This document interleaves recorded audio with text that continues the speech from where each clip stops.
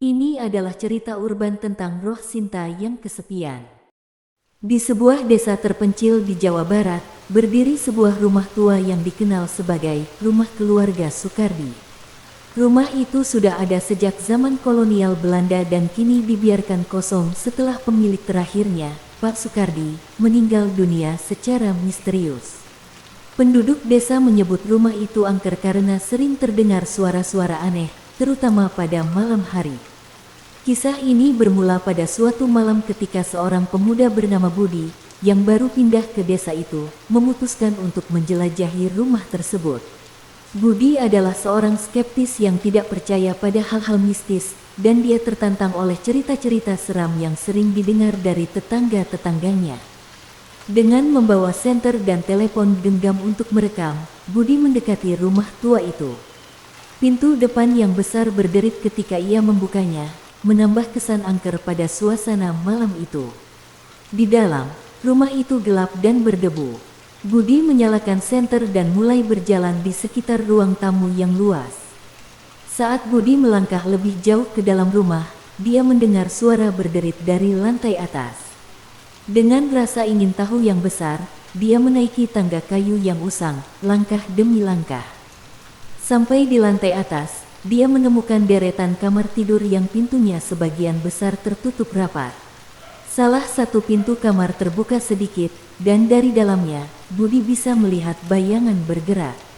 Jantungnya berdetak kencang, tapi dia terus maju. Ketika ia mendorong pintu lebih lebar, dia melihat sebuah kamar yang tampak seperti kamar tidur anak kecil. Ada tempat tidur kecil dengan spray yang sudah lusuh, dan mainan-mainan lama yang berserakan di lantai. Tiba-tiba, suhu di kamar itu turun drastis. Budi merasa merinding dan mendengar suara berbisik yang samar-samar.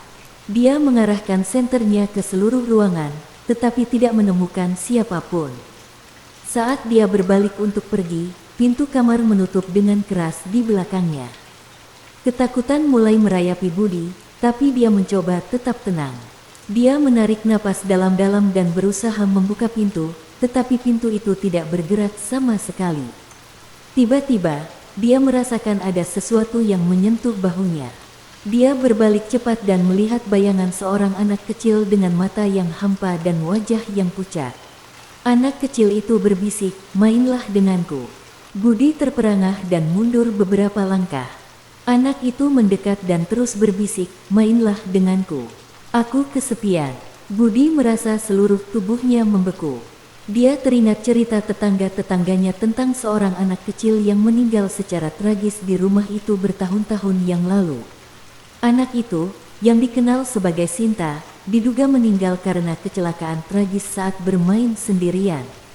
Dengan suara gemetar, Budi berkata, "Aku akan bermain denganmu, Sinta. Apa yang ingin kamu mainkan?" Anak itu tersenyum lebar, tapi senyumnya tampak menyeramkan di mata Budi. Sinta menunjuk ke arah mainan-mainan di lantai. Budi mengambil salah satu boneka tua dan mencoba bermain dengan Sinta, meskipun hatinya dipenuhi rasa takut.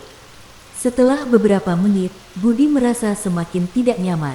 Suara berbisik dan bayangan-bayangan di sekitarnya membuatnya ingin segera keluar dari rumah itu.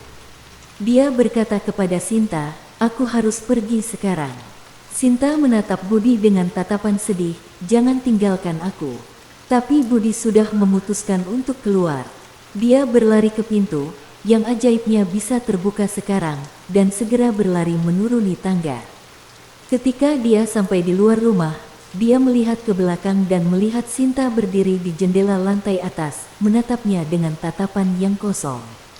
Sejak malam itu, Budi tidak pernah meremehkan cerita-cerita mistis lagi.